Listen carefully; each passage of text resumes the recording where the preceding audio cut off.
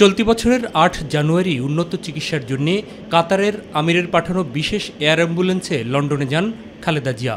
সেখানে পৌঁছেই লন্ডন ক্লিনিকে ভর্তি হন তিনি।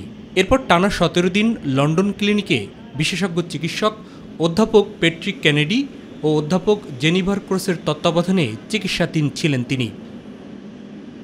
পরে ২৫ জানুয়ারি খালেদা জিয়াকে চিকিৎসকের পরামর্শে তারেক রহমান তার বাসায় নিয়ে ডাক্তার জোবায়েদা রহমান এবং অধ্যাপক ডাক্তার এজেডএম জাহিদ হোসেনের তত্ত্বাবধানে রেখে সার্বক্ষণিক চিকিৎসা দেন।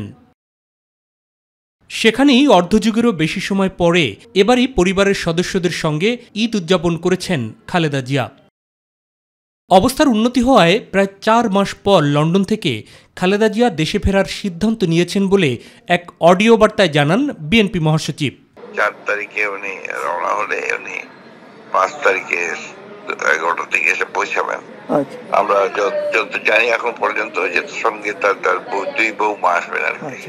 দেশে ফেরার জন্য এয়ার অ্যাম্বুলেন্স পেতে দেরি হওয়ায় বাংলাদেশ বিমানই তার ফেরার সকল ব্যবস্থা নেওয়া হয়েছে বলেও জানান মির্জা ফখরুল ইসলাম আলমগীর।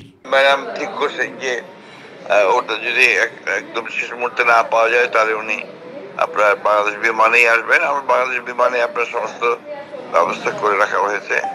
এদিকে খালেদা জিয়া দেশে ফেরাকে কেন্দ্র করে গুলশানে বিএনপি চেয়ারপারসনের বাসা ফিরোজাকে প্রস্তুত করা হয়েছে। মাহবুব সৈকত, মাই টিভি, ঢাকা।